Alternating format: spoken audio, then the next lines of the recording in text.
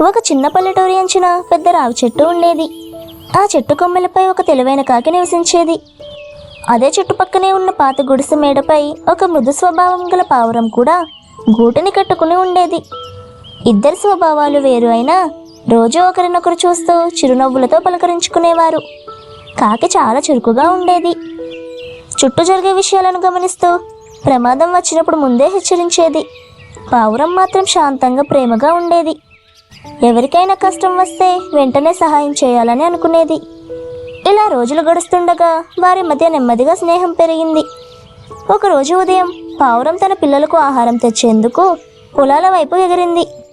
అక్కడ కొందరు పిల్లలు వలలో వేసి పక్షులను పట్టుకునే ప్రయత్నం చేస్తున్నారని గమనించలేదు. ఆ వలలో పావురం చిక్కుకుంది. ఎంత ప్రయత్నించినా బయటపడలేక భయంతో రెక్కలు కొట్టింది. అదే సమయంలో చెట్టు మీద కూర్చున్న కాకి ఈ దృశ్యాన్ని చూసింది. వెంటనే విషయం అర్థం చేసుకొని పావురానికి సహాయం చేయాలని నిర్ణయించుకుంది. స్నేహం కంటే కష్టాల్లో తోడుగా నిలబడమే అని అనుకుంది కాకి. కాకి వెంటనే ఎగిరి చుట్టుపక్కల ఉన్న ఇతర పక్షులను హెచ్చరించింది. కాకి అందరూ భయంతో దూరంగా వెళ్ళిపోయారు. అప్పుడే కాకి ఒక పథకం వేసింది.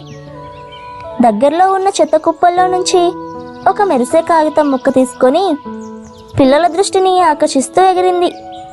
పిల్లలు ఆ మెరిసే వస్తువును చూసి వాళ్ళ దగ్గర నుంచి కొంచెం దూరంగా వెళ్ళారు. అదే సమయాన్ని ఉపయోగించుకొని కాకి వాళ్ళ దగ్గరకు వచ్చి తన బలమైన ముక్కుతో వాళ్ళ తాడును కొరికింది. కొద్దిసేపట్లోనే పావురం వల నుంచి బయటపడింది. ప్రాణాలతో బయటపడ్డ పావురం కన్నీళ్లతో కాకిని ధన్యవాదాలు చెప్పింది. నువ్వు లేకపోతే నేను నా పిల్లలను ఇక చూడలేకపోయేదాన్ని అని భావోద్వేగంగా చెప్పింది పావురం. కాకి నవ్వుతూ స్నేహం అంటే మాటలు కాదు, అవసర సమయంలో చేసే సహాయం అని చెప్పింది. ఆ రోజు నుంచి వారి స్నేహం మరింత బలపడింది. రోజు ఉదయం కలిసి ఆహారం వెతకడం, సాయంత్రం చెట్టు నీడలో కూర్చుని కథలు చెప్పుకోవడం అలవాటైంది. కాకి తన తెలివితో ప్రమాదాలను ముందే గుర్తించేది. కొన్ని రోజులకు ఒక పెద్ద పాము ఆ ప్రాంతంలో తిరగడం మొదలుపెట్టింది. అది పావురం గూటి వైపు వస్తున్నట్లు కాకి గమనించింది. వెంటనే కాకి పెద్దగా కేకలు వేస్తూ ఊరంతా హెచ్చరించింది. రైతులు వచ్చి పామును తరిమేశారు. పావురం మరోసారి కాకి సహాయాన్ని గుర్తు చేసుకొని కృతజ్ఞతతో తల వంచింది. కాలం గడిచే కొద్దీ ఆ రావి చెట్టు కాకి పావురం స్నేహానికి సాక్ష్యంగా నిలిచింది. వారి స్నేహాన్ని చూసి ఇతర పక్షులు కూడా ఐక్యత, సహాయం విలువలు నేర్చుకున్నాయి. ఈ కథలో నీతి ఏంటంటే స్వభావాలు వేరు అయినా మనసులు కలిస్తే నిజమైన స్నేహం పుడుతుంది.